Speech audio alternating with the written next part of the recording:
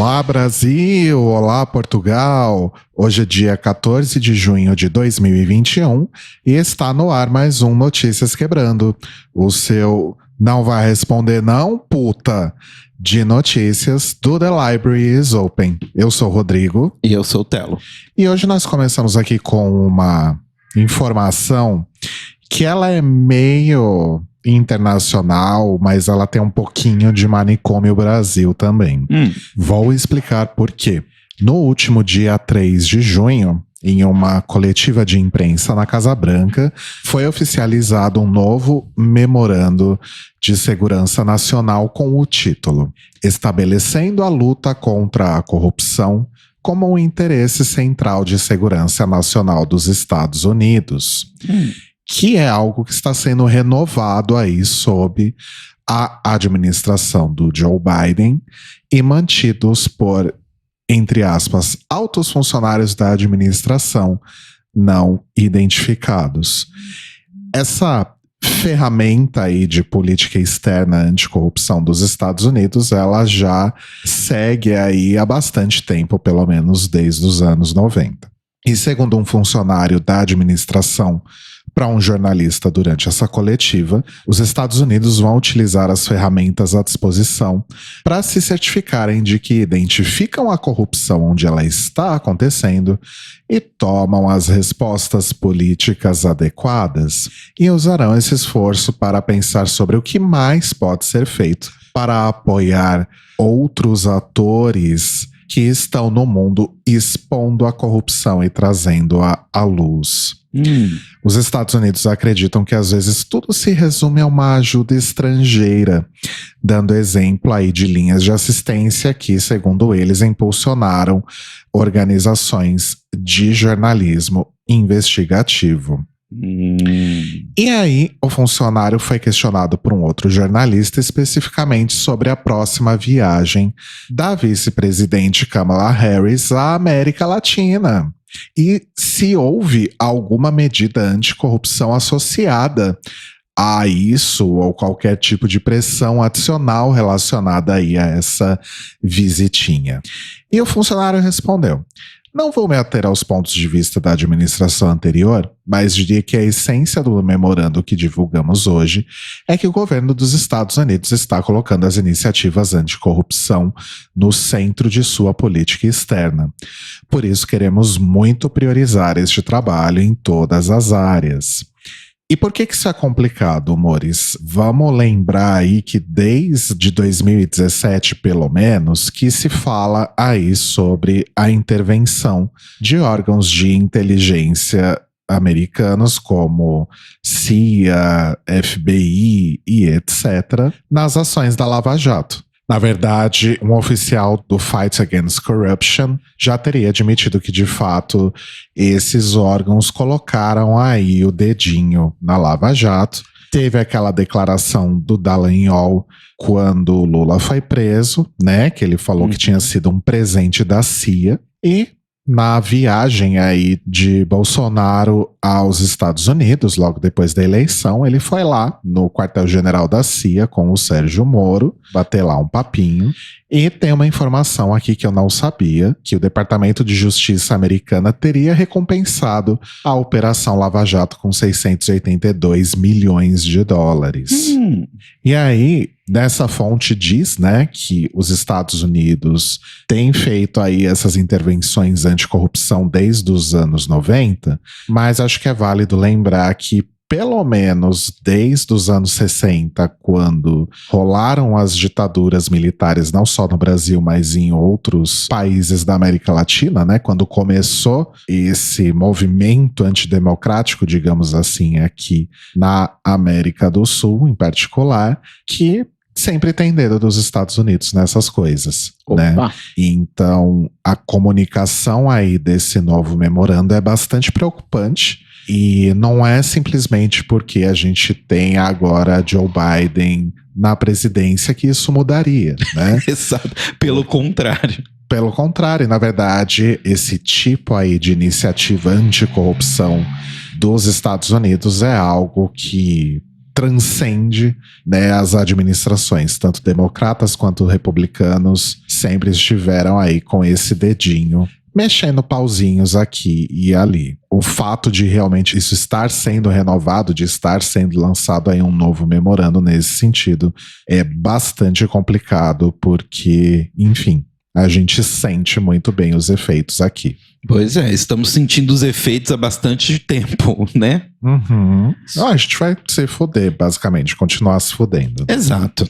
A gente vem se fudendo constantemente desde 2012, 2011. E assim, a ladeira realmente ela só desce, né? Como vocês vão ver lá pra frente no Manicômio Brasil. Mas continuando na nossa coluna internacional, atravessando aí o Atlântico, a gente vai pra Inglaterra, onde nessa sexta-feira, dia 11 de junho, ocorreu o julgamento aí do Andrew Dymock, que é um cara que foi acusado não só de crimes de homofobia, mas assim, entre as acusações dele, entre as 15 acusações dele, estava começar uma guerra racial aí, né, que era uma coisa que ele falava constantemente na sua conta no Twitter e no seu site, e inclusive ele fazia parte aí de um grupo de ultradireita, né, conhecido como System Resistance Network, ou seja, seria meio que a rede de resistência ao sistema, que acontece na universidade dele ali, de Aberystwyth.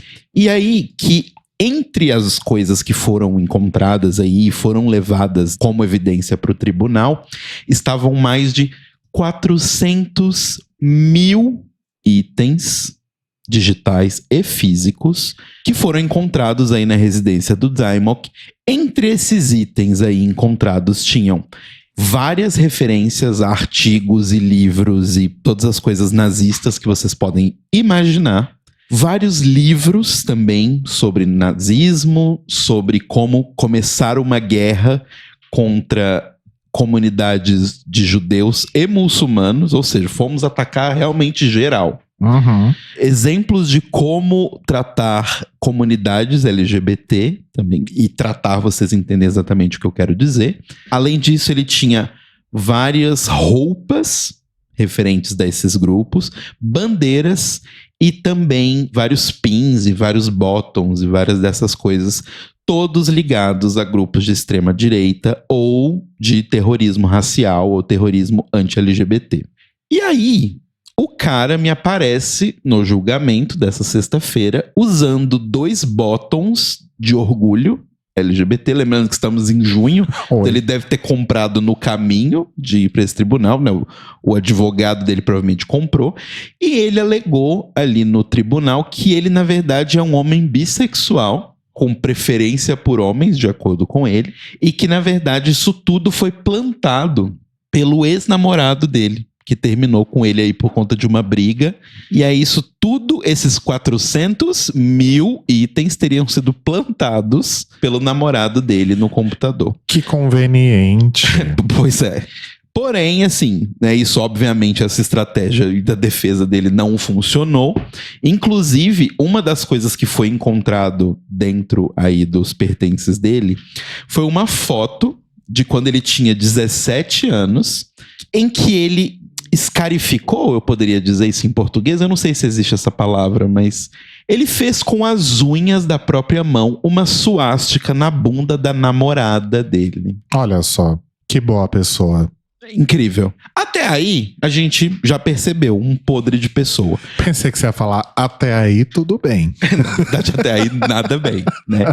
Mas o lance é que é o seguinte, a procuradora, né, ali que estava acusando o Dymock, a Jocelyn Lidward, ela fez a sua leitura final e deixando bem claro que o motivo deles terem, né, do júri ter que condenar o Dymock não é só, né, e ela ainda foi bem do tipo, não é só ele ser nazista, não é só ele ser xenofóbico, não é só ele ser racista, não é só ele ser LGBTfóbico, mas porque ele estava causando terrorismo. Uhum. E o júri acatou e das 15 acusações dele, ele foi condenado em 10 delas. Ele foi condenado em 5 acusações por encorajar o terrorismo, 2 por bancar o terrorismo e mais 3 por disseminar o terrorismo através de publicações virtuais ou físicas. Foi aí declarado culpado e no dia 24 de junho, um ótimo presente aí pro Dia do Orgulho do pessoal da Inglaterra, ele vai ser sentenciado. Então vamos descobrir quantos anos essa florzinha preciosa vai apodrecer em algum lugar escondido.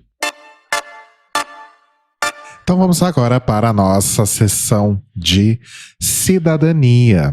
A Universidade São Judas comunicou que realizará sua primeira parada LGBT virtual no dia 23 de junho, às 18 horas, em seu canal do YouTube.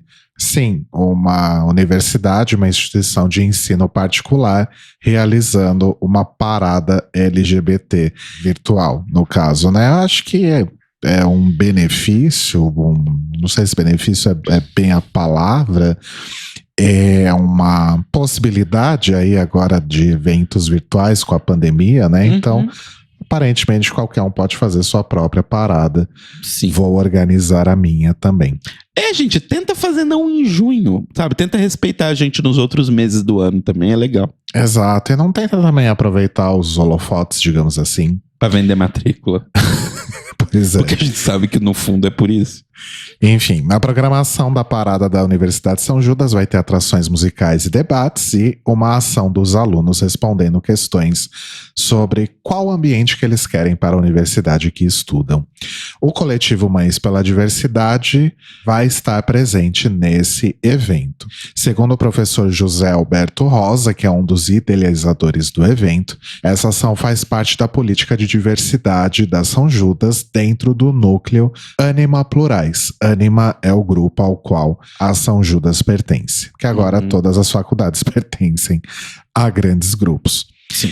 E a primeira parada da São Judas faz parte do calendário de um evento maior, que é o Colóquio das Diversidades. Os múltiplos olhares para a comunidade LGBTQIA+, e a perspectiva pluridisciplinar. Diálogos entre a universidade e a comunidade. Tudo isso é o nome. Estamos dialogando bastante com a comunidade, realmente, com esse nome gigantesco. Esse evento maior aí vai ser realizado nos dias 24 e 25 de junho, com debates sobre temas como o direito da cidadania LGBTQIA+, e autoaceitação. Então, se você tiver curiosidade de prestigiar o evento da Universidade São Judas, procure aí pelo canal deles no YouTube. Uma outra notícia aqui muito boa, inclusive, é que a Justiça de Alagoas condenou no dia 7 um segurança que impediu a travesti Lana Helen de usar o banheiro feminino no shopping Pátio, localizado na cidade universitária em Maceió. Esse caso, não sei se vocês se lembram disso, mas ele aconteceu já faz algum tempo, foi em janeiro de 2020. A Lana queria ir ao banheiro feminino do shopping Pátio e foi impedida pelo segurança, né? Ele pediu que ela se retirasse e aí, em protesto, ela subiu em uma mesa da praça de alimentação e fez um vídeo denunciando o caso, mas ela foi retirada à força do shopping e foi levada para a delegacia. Então, nessa decisão, o juiz Igor Vieira de Figueiredo condenou o segurança por racismo, tendo aí como base a decisão do Supremo, né, que enquadra aí os crimes de LGBT mais fobia dentro da lei de racismo. A sentença foi de pena de 1 ano e 6 meses, mas ela foi convertida em prestação de serviços comunitários de 6 horas por semana e pagamento de 10 salários mínimos destinados a um grupo ou organização não governamental de Alagoas que atue em favor da comunidade. Eu acho até válido que não seja realmente a detenção. Serviços comunitários é ok, eu acho interessante também.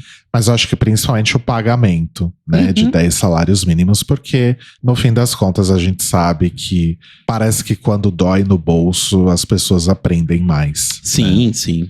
E até o próprio fato do trabalho comunitário ser de 6 horas diárias já mostra que essa pessoa vai ter um pouco mais de dificuldade de trabalhar. E aí, quem sabe, para. Porque assim, gente, cadeia, infelizmente, apesar de eu ter ficado feliz que o outro mocinho lá da Inglaterra vai pra cadeia, infelizmente, cadeia é só universidade pra bandido. Então, assim, não adianta muito ultimamente, sabe? Exatamente. Na verdade, que nunca adiantou, mas enfim. Uma pesquisa realizada aí pelo Instituto Ipsos em 27 países trouxe alguns dados interessantes. Em resumo, essa pesquisa mostra que a maioria das pessoas tem visões favoráveis ao casamento homoafetivo e leis que punam a discriminação baseada em orientação sexual ou identidade de gênero. Fazendo aqui um recorte do Brasil, alguns números são: 55% são a favor do casamento entre pessoas do mesmo sexo, enquanto 14% apoiam outra modalidade de reconhecimento legal. Os que se opõem a qualquer tipo de status são 18%. A maioria dos países é a favor da adoção por casais do mesmo sexo, sendo no Brasil 69%. 65% dos entrevistados no Brasil são a favor de leis contra a discriminação das pessoas LGBT+. No Brasil, 55% acredita que as pessoas LGBT+, possam ser abertas quanto à sua orientação sexual. 42% acredita que essa população possa demonstrar afeto em público. E, de todos os países pesquisados, apenas Rússia e Malásia registraram uma maioria que se opõe a qualquer tipo de reconhecimento legal aos casais homoafetivos. Eu queria entender só o universo amostral dessa pesquisa, porque tá muito assim, bonita, né? Tá bem bonita, né? A gente nem parece que a gente mata tanta travesti todo ano. Pois é, eu tô achando bem esquisito. E acho muito esquisito, principalmente sabendo que foi feita pelo Ipsos, né? Que é, de fato, um instituto aí de bastante credibilidade. Então, mas o Brasil também tem muito dessa coisa, né? De tipo, não tenho preconceito nenhum. Nossa, amo os gays. Pessoal divertido e tal.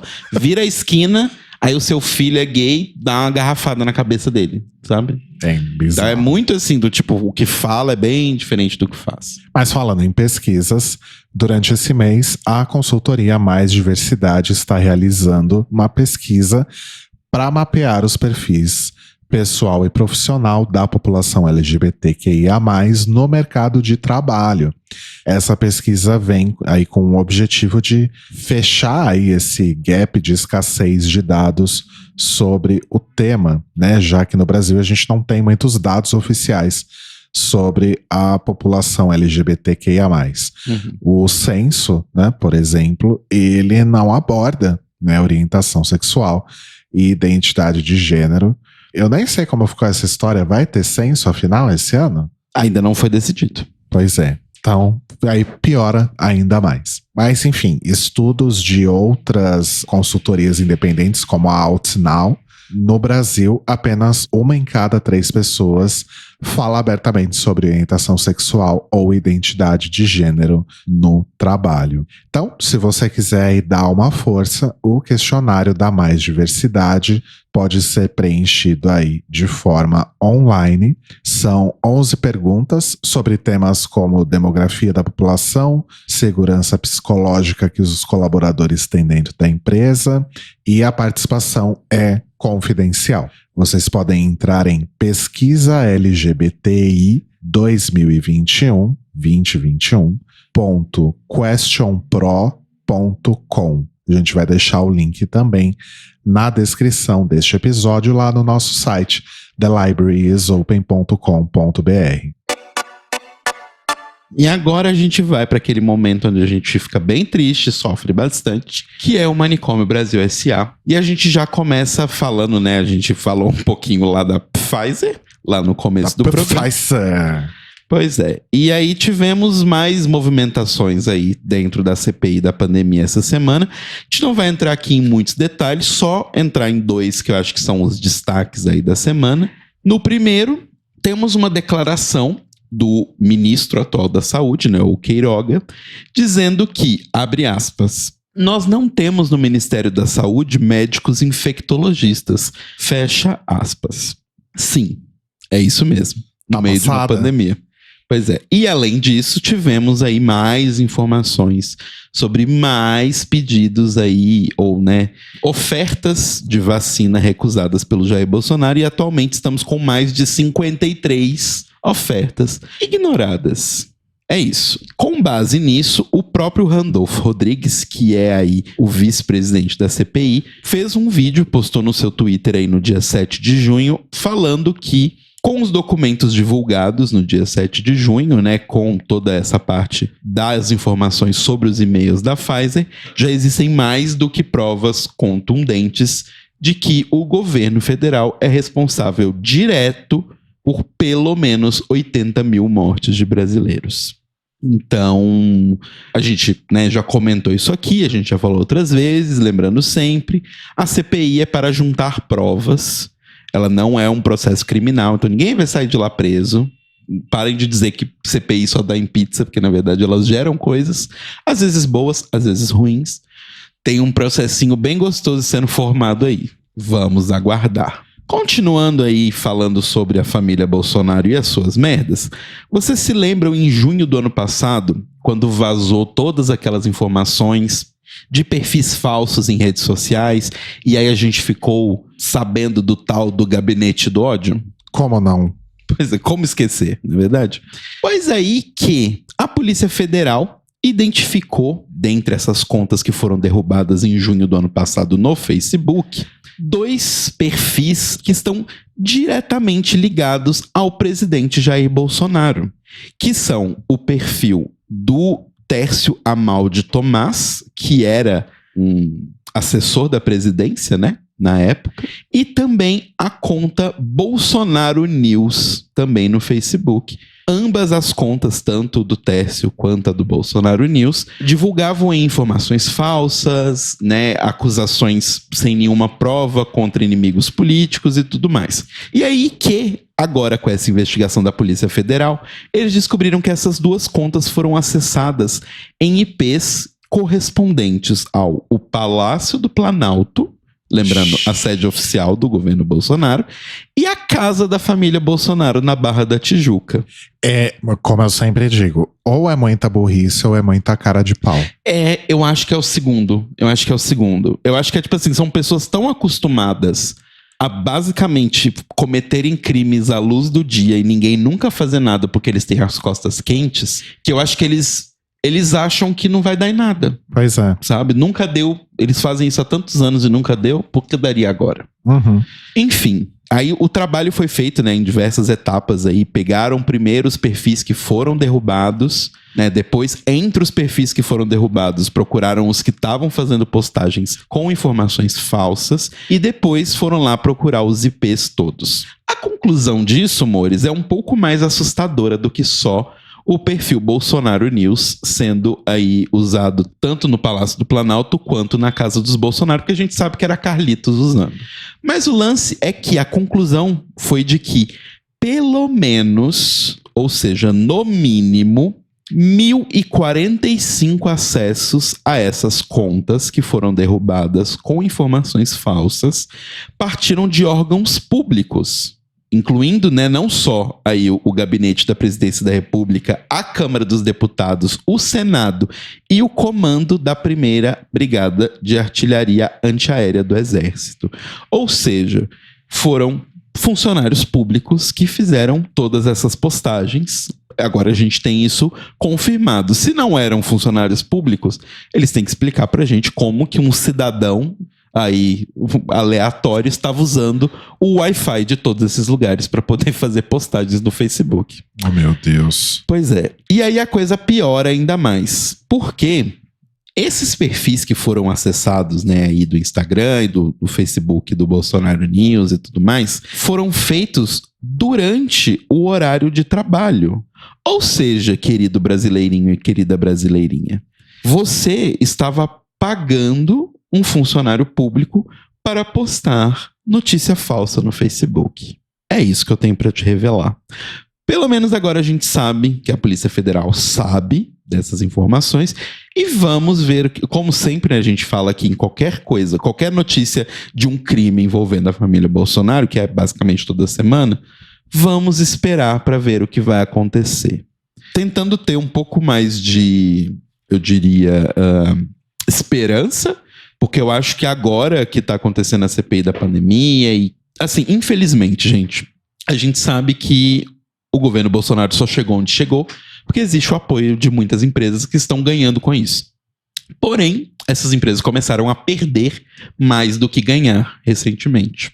Então eu acho que talvez estejamos chegando ao fim de ouvir sobre essas notícias toda semana. E agora a gente tem duas notícias. O primeiro, a gente lamenta muito que um jovem gay foi vítima de estupro coletivo em Florianópolis no dia 31 de maio. Não tinha sido divulgado ainda pela polícia, mas ele foi vítima não só de um estupro coletivo, mas também barbarizado, basicamente. Escreveram coisas horríveis no corpo dele, palavras homofóbicas, tatuaram ele, né, marcaram a pele dele com isso. E OAB, né, de Santa Catarina, e juntamente com a polícia, já está acontecendo uma movimentação para ocorrer essas pessoas. Obviamente a identidade dele não foi revelada, a gente ainda não sabe exatamente todos os detalhes, a gente tem pouquíssimos detalhes sobre o caso, mas a gente só quer, obviamente, né, mandar o nosso amor para essa pessoa. E lembrem-se sempre, gente, protejam uns aos outros, a gente precisa se proteger. E se você, de Santa Catarina, de Florianópolis, tem qualquer informação que possa ajudar a encontrar esses monstros, lembrem-se sempre de informar os órgãos que vocês puderem.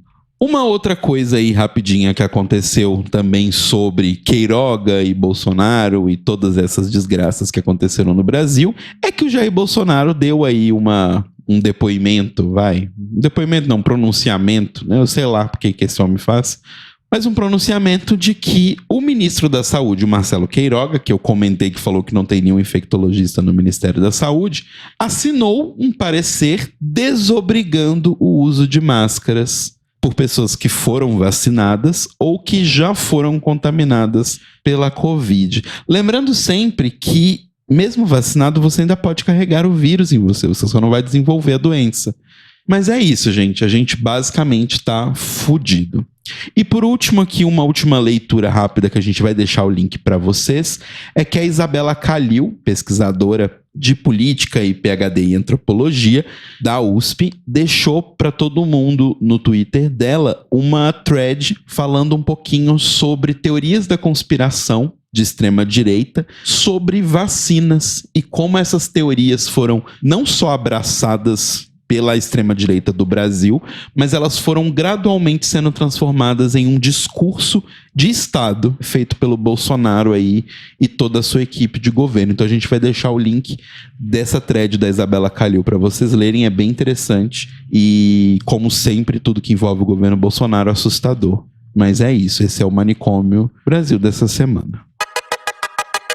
Vamos agora para o nosso boletinho Drag Race, o seu drops de notícias sobre RuPaul Drag Race e correlatos. Nessa semana passada tivemos aí o trailer de All Star 6, onde RuPaul promete que a temporada será um game dentro de um game. Meu Deus, o que será que isso quer dizer? Ai, meu Deus, nossa. No trailer Ai, meu Deus. No trailer nós vemos aí vários looks de queens, né? Momentos ali de passarela, momentos de muito drama, confirmação de manutenção aí de algumas dinâmicas, como as queens votando ali no banheiro, a Lip Sync Assassin, né? Então tudo isso continua aí no All Star 6. E, entre jurados convidados, nós temos aí a confirmação de Tina Knowles, Charli XCX e Emma Roberts. Tá dando pras gays tudo que elas querem nessa temporada, dizem. Então fiquem atentos aí que a 6ª temporada de RuPaul's Drag Race All Stars estreia no dia 24 de junho pelo serviço de streaming Paramount Plus. Ou pela locadora do Paulo Coelho. A própria. E se você não assistiu a 13ª temporada de RuPaul's Drag Race e quiser passar por isso, ela já está disponível na Netflix Brasil. Oh, uau! Cada um tem a tortura que merece, na verdade. E agora uma notícia bem triste, bem delicada, amores. Nossa querida Widow Von Du foi presa na segunda-feira, dia 31 de maio, por acusações de violência doméstica contra o seu namorado em Kansas, nos Estados Unidos. O namorado da Widow a acusou de ter dado socos no rosto dele, estrangulado ele e arrastado ele pelo chão. Meu Deus. De acordo com o tal namorado, a Widow teria ficado irritada porque o encontrou dormindo em seu apartamento. A fiança foi estipulada em $50 mil por acusações de agressão doméstica de primeiro e segundo grau.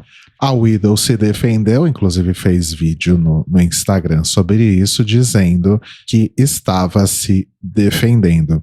Ela disse o seguinte, abre aspas, como um homem negro nessa cidade, estou sendo preso por me defender em meu apartamento. E só porque ele apanhou porque não quis sair quando eu pedi 5 vezes, estou sendo preso. Então, o que quero que todos vejam é que estou sendo preso agora por me defender em meu apartamento, em vez de alguém estar sendo preso por me violar. Tenso. A Widow foi liberada no dia seguinte, após pagar aí $5 mil de fiança. Muitas boas vibrações aí para Widow Von Du. Sim. E a Brooklyn Heights, depois aí de participar de Drag Race e ser aí a host do Canada's Drag Race, agora vai ter aí o seu talk show, em que ela não é só apresentadora, mas também produtora executiva, e que é inspirado na série One Girl, Five Gays. Segundo a Brooke, é um talk show de mesa redonda em que várias pessoas queer vão se encontrar para falar sobre queer shit. Olha que bela descrição, né? Brooklyn Heights, inclusive, que disse para Entertainment Weekly, em outro momento, que ela está fazendo aí o máximo possível para aproveitar a sua exposição pós-Drag Race. Ela disse o seguinte, abre aspas, você recebe 15 minutos de fama e você tem que fazer algo com isso ou não. Depende de você decidir como que você vai aproveitar isso ao máximo e transformar em uma grande carreira. Fecha aspas. Lembrando que Brooklyn Heights ainda dá as caras aí este ano na segunda temporada de Canada's Drag Race. Lembrando também que, infelizmente, por um motivo não muito bom, não teremos que lidar com Jeffrey Boyer-Chapman na segunda temporada de Canada's Drag Race. Exato. E assim a gente encerra o nosso quê? E assim a gente encerra o nosso boletim Drag Race. Por um momento eu esqueci o nome do quadro. Com o Casa Kalimann da Brooklyn Heights. Mas enfim, agora a gente vai para nossa coluna de entretenimento. E hoje, notícias boas aqui no entretenimento. E a primeira delas é que a Dani Bond, maravilhosa aí, né? Que ajudou a Doja Cat fazendo aquele remix com ela, né? Aquele duo com a música da Doja Cat. Amo. É a nova estrela aí da campanha do Will Bank, né? Um desses bancos modernetes aí digitais. E a campanha é chamada Cartão Aprovado do Rolê. Então ela fez uma música chamada Independência da Tcheca, que foi lançada aí essa semana, que a música é simplesmente maravilhosa. E assim, apesar dos pesares, fico feliz porque é uma coisa que a gente nunca pensaria que um banco faria. A gente sabe o que tem por trás, tudo mais, blá blá blá, mas ainda assim é interessante o fato de terem dado voz e palco pra Dani, que é uma artista incrível, né? Entre as frases aí da música estão, abre aspas, uma coisa tu não pode esquecer, bota o Will pra jogo que ele acende pra você, fecha aspas. Meu Deus. E, abre aspas, enfia o seu cartão que hoje eu tô disposta. Fecha aspas. Meu Deus, adorei. Sim, maravilhosa. De acordo com o pessoal do Banco Will, a Dani foi escolhida não só pela questão da representatividade, e sim, eles falaram que um dos motivos deles estarem lançando a campanha esse mês é por conta do mês do orgulho, mas eles disseram que era muito importante o fato da Dani ser uma artista nordestina, né? Porque o Nordeste concentra mais de 60% dos clientes aí do Will. Então eles queriam escolher uma pessoa de lá e escolheram a Dani, que é a alagoana, né, para fazer essa campanha. Além disso, a ativação da campanha, né, vamos colocar assim, selecionou pessoas, né, influenciadores que são de comunidades de diversas cidades do Brasil, principalmente concentrados no Ceará. Então a gente teve pessoas de Feira de Santana, Chapadinha, Marechal Deodoro, no Alagoas, Aracaju, Teresina, Olinda e São Luís, entre outras cidades aí. Então, né, mesmo sendo um banco, interessante a forma como fizeram. E parabéns pra Dani, continua explodindo aí, crescendo demais, porque você é simplesmente maravilhosa. Continuando aqui em notícias ótimas, o Roger do Ultraje a Rigor tinha sido condenado a pagar uma indenização para Adriana Varejão aí no ano passado, por conta de, na verdade no ano passado, no ano retrasado, em 2019, sobre toda aquela confusão lá do Queer Museu, né, que a Adriana Varejão era uma das artistas que tinha obras expostas lá no Queer Museu, e o Roger não só criticou ela nas redes sociais, mas como pegou uma foto da Adriana Varejão e basicamente pichou a foto ali com um pênis, colocando um pênis na boca dela e escrevendo puta na camiseta dela. Aconteceu um julgamento na 12ª Vara Civil do Rio de Janeiro, que decidiu que o Roger deveria pagar 40 mil a Adriana Varejão. Porém, ambos recorreram a essa decisão aí da justiça, a Adriana por achar pouco e o Roger por achar muito. E aí que a justiça foi lá, reabriu o caso, né, dessa vez na 12ª Câmara Civil do Rio de Janeiro, e aumentou o preço da multa do Roger para 100 mil reais para Adriana Varejão. E não só ele vai ter que pagar isso, né, como ele vai ter também que publicar um pedido de desculpas aí público para ela na mesma rede que ele usou para ofendê-la, ou seja, o Twitter. E existe uma multa aí de 200 reais a cada dia que ele não postar essa desculpa no Twitter. Então, vamos aguardar para ver mais uma vez um bolsonarista sendo feito de idiota, porque é o que a gente tem para comemorar nos últimos tempos. O que eu acho tão bizarro é que o Roger é uma pessoa que já não tem relevância, e a banda dele há muito tempo. Se não fosse o outro bostão lá, o Danilo Gentili, chamar a banda dele pra ser a banda do programa, eu nem sei se o Danilo Gentili ainda tem esse talk show, deve ter, né? Faça a menor Se não fosse por isso, ninguém nem ia lembrar quem é esse cara, sabe? Então, ia lembrar porque ele e essa galera bolsonarista virou os velhos gritando pra nuvem no Twitter. E infelizmente, é a galera do rock, né? Essa galera do rock dos anos 80 aí, incluindo alguns dos anos 90 também, tipo Digão dos Raimundos. Uhum. Deus do céu, que gente reaça. Rock não era pra ser uma coisa reaça, mas virou, né? Pois enfim, pelo menos o rock de gente branca. Continuando agora em notícias boas, o curta de ficção científica aí brasileiro Inabitável tá conquistando o mundo todo aí em vários festivais. Recentemente ele completou 1 ano rodando aí em festivais, e atualmente, né, a exibição mais recente dele aí foi em Toulouse, lá na França, onde foi extremamente aplaudido o curta, que é criado pelos pernambucanos Enoque Carvalho e Matheus Farias. Eles conquistaram o prêmio de revelação em curta-metragem de ficção. Infelizmente, o Enoque e o Matheus, obviamente, não estão fazendo aí todo o circuito de festivais junto com o filme, né? Porque o Brasil tá no estado que está. Mas eles são bem felizes, assim, de estar acompanhando o filme. E pra quem quer saber um pouco mais, o Inabitável se passa em Recife e conta a história da Marilene, que é interpretada pela Luciana Souza, que estava aí em Bacurau, Opaió, em outros filmes, na busca pela sua filha Roberta, transexual, que desapareceu depois de ter ido numa festa. E a ideia deles de fazer o filme, né, a mensagem que eles queriam passar com o filme, é justamente alertar para esse fato horrível de que o Brasil é, pelo 13º ano consecutivo, o país do mundo que mais mata LGBTs, mas principalmente transexuais. E eles quiseram fazer isso porque, apesar da gente conviver com essa notícia e saber dessa notícia todos os dias, ela é uma notícia que é meio invisível pro resto do mundo, né?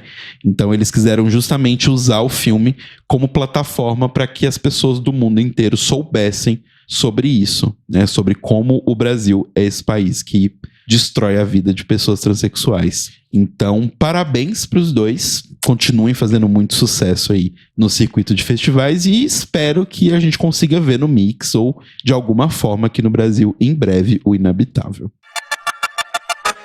O Notícias Quebrando de hoje tem informações de Brasil Wire, Pink News, Gay Blog, Estadão, Twitter da Cristina Tardáguila, Twitter do Randolph Rodrigues, Queer do IG, Twitter do Metrópolis, Twitter da Isabela Calil, Twitter do Chantei Fica Gay, Poltrona VIP, G1, Entertainment Weekly, Revista Fórum e Ball. Quais são as suas indicações dessa semana?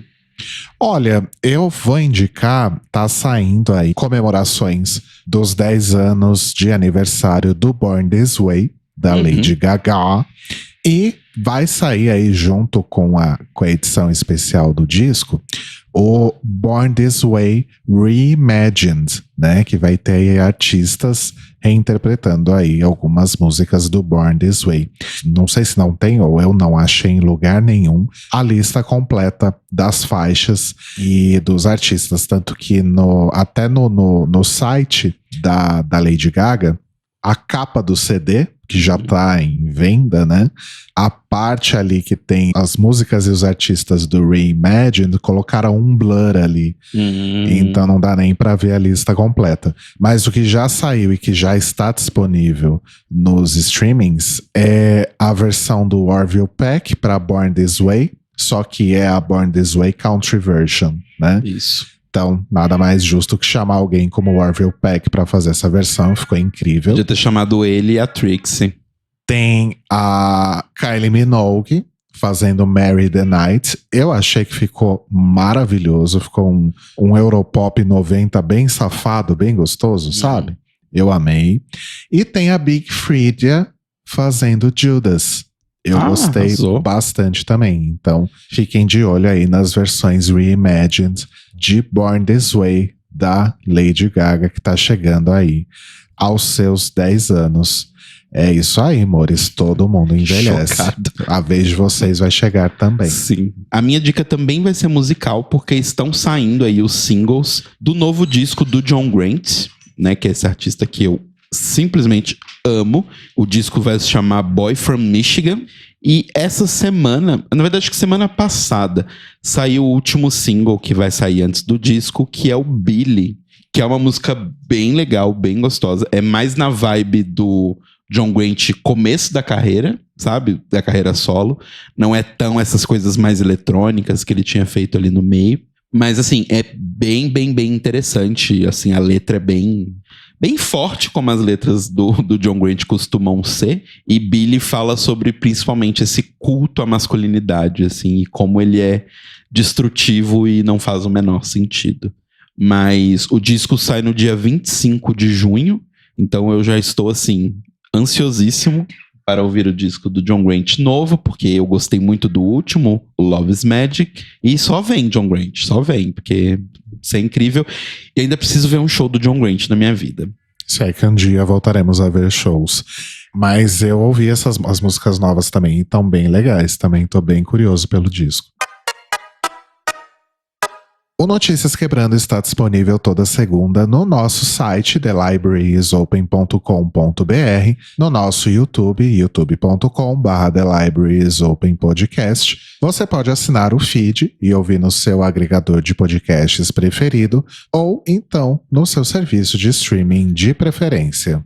E se você quiser contar pra gente como você pronuncia o nome da Pfizer, ou Pfizer, manda um e-mail para contato@thelibrariesopen.com.br ou então vai no nosso site ou no nosso YouTube e deixa um comentário no post deste episódio. Lembrando sempre que você também pode interagir com a gente pelo Twitter e pelo Instagram na @ClioPodcast e que se você puder ajudar a gente financeiramente, entra lá em apoia.se/TheLibrariesOpen e ajude com a quantia que você conseguir. E nós nos ouvimos e nos falamos mais tarde, 21 horas, horário de Brasília, 1h da manhã do horário de Lisboa, em mais uma edição ao vivo do The Library is Open. Então vai lá no nosso YouTube, em youtube.com/TheLibrariesOpenPodcast ou em twitch.tv/TlioPodcast. Nós estamos, né, fazendo aí a cobertura meio a meio aí, né, de Pose e Legendary. Isso. Mas como foram aí veiculados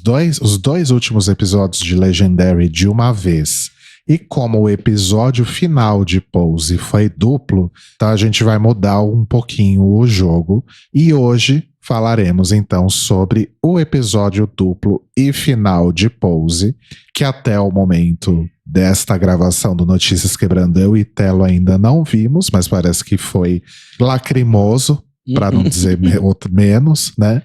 E na semana que vem, nós vamos falar então sobre os 2 episódios finais de Legendary. Então, fica aí com a gente e esteja lá interagindo com a gente no chat e falando o que você achou aí do final de Pose.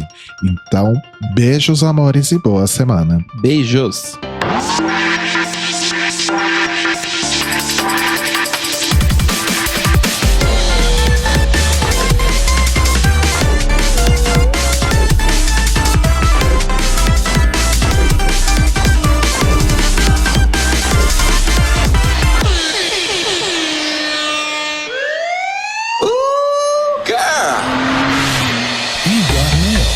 Esses são os nossos queridos apoiadores que nos ajudam a fazer do Tlio um podcast cada vez melhor por meio da nossa campanha no Apoia-se. Obrigado, Moris! Rafa Bibi, Ivan Ribeiro, Tonho Esteves, Thiago Querentino, Fúvio Bassalobre, Sérgio Araújo, Thaís Alves, Fred Pavão, Lucas Romeiro, Gui Gonçalves, Mia Brandão, Jean Prado, Pandora, Maíra Bueno, Inês Barreto, Cacita Alves, Valdir, Manuel Carneiro, Letícia Ferreira, Vitor Vilaverde, Arthur Mois, Raboni Santos, Edgar Torres, Alu Vieira, Inoue, Juliano Lopes, Tata Finoto, Malcolm Bauer, Senhor Basso, Feliciano Silva, Nájila Sanderson, Danilo Cursino, Marcos Vinícius Barbieri, Lana Andrade, Maria Lua, Pri Armani, Matheus Henrique, Fernando Xisto, Guilherme Piazza e Brenner Guerra. Se você quer ouvir o seu nome no final de todos os nossos episódios, vai lá em apoia.se/TheLibrariesOpen, confira as nossas metas, escolha as suas recompensas e se torne uma apoiadora do The Library is Open. Oh, crrr, oh, crrr. Oh, crrr.